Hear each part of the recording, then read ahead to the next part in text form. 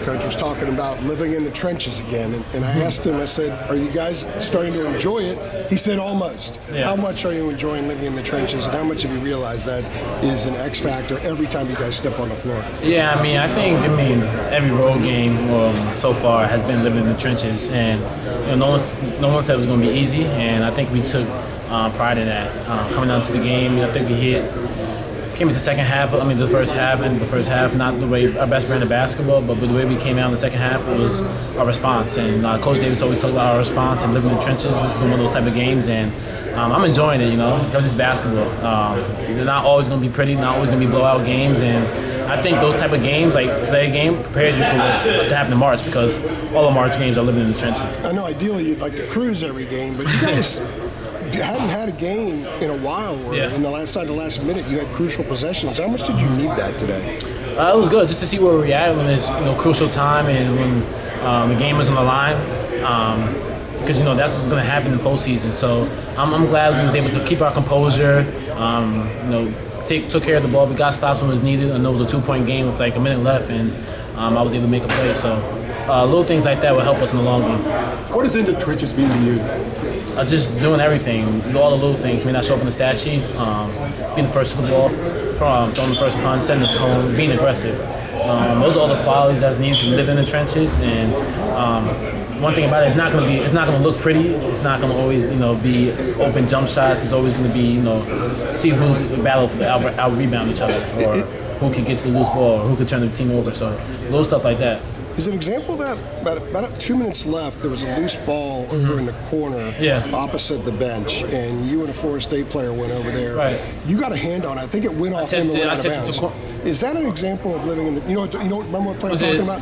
Right on our side, or it was on the FSU side. It was right in front of. I tipped the corner. Yeah, I tipped the corner. Yeah. Is that an example of living in the trenches? No, 100%. I saw the ball right before my eyes, and I saw an FSU player trying to go get it, but I knew if I dove to the ball, I was able to get it, be the first one to get us another possession. So little stuff like that, that's living in the trenches. Another question about living in the trenches? No, I'm just playing. What are we doing here? It's football talk. Yeah, it really is. It really is. Somebody on the ticket to take a L?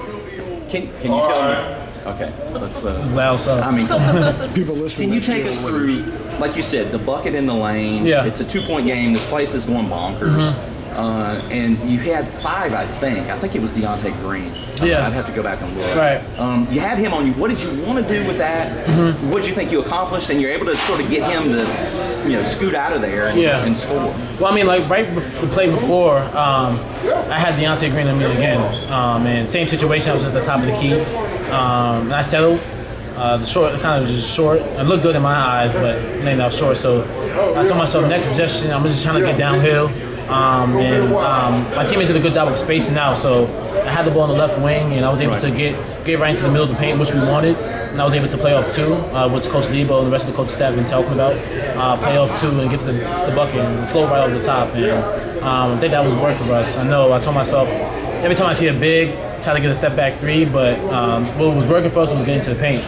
So that's what I did. And when you say you settled, sorry, Ara, when you say you settled, that was the step back, right? If I'm remembering right correctly? at the top of the key. Yeah. I think 2 plays right before Elliott. The play right before Elliott drove. Yeah. I shot a 3. But now I live with that. What did the last 6 minutes of the first half with Elliott on the bench show you about how important he is to your offense? Yeah, he does a great job of just setting people up, and also does a great job of being aggressive, getting down in the lane and finish through contact. He's a special player, a special talent, and he's going to be needed well for us the rest of the season. What did you say to Harrison after that block with 29 seconds left? That kind of sealed the game. Yeah, I told him to give me the ball. I wanted to shoot the foul shot. Nah, I'm just kidding, but you got it. I did get it.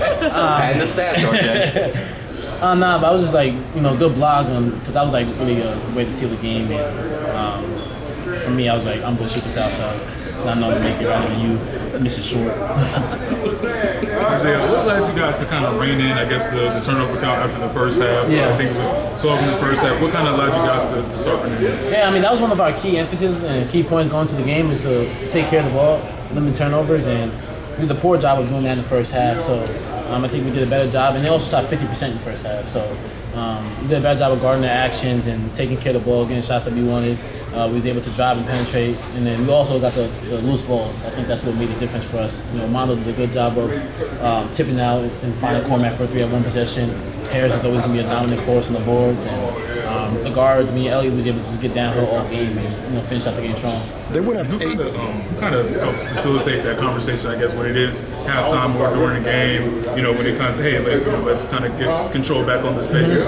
Who kind of facilitates most of that conversation? It's a combination of all of us. Soon as we get into the locker room, everyone has, their piece to say, whether it's myself, Cormac, or Mondo, Harrison, everyone's just chirping the locker room right before the coaches come in, just to, get us going, and we're fine. And we've been in positions like this, we were down 5, and just not to keep our composure and not get too rattled into the game. But it's all of us. It's not just one person. Everyone's always chiming in and saying their piece, and I think that's good for a team. They would have called a timeout 2 minutes into the game.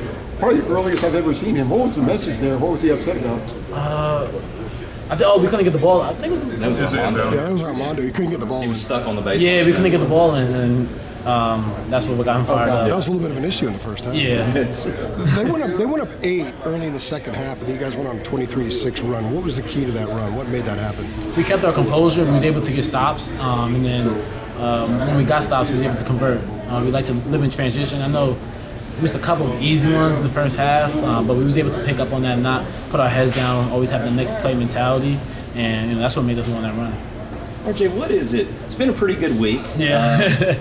You had the career high the other night, the huge second half, and what was it, 24 points today? And, these moments, what about you, the player you've become, is allowing you to sort of deliver in these moments? And it looks like you want, these moments. You know what I'm saying? Yeah, you're not 100%. shying away from it. Right. I think it all came with experience and maturity.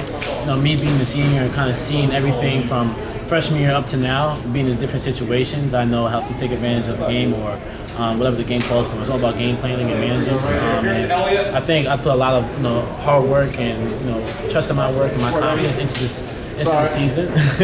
Into the season for me to live up to these moments and take control of the ball, take control of the game. And I'm just this is nothing new to me because I prepare myself for it. So I think it came with experience and confidence. Thanks,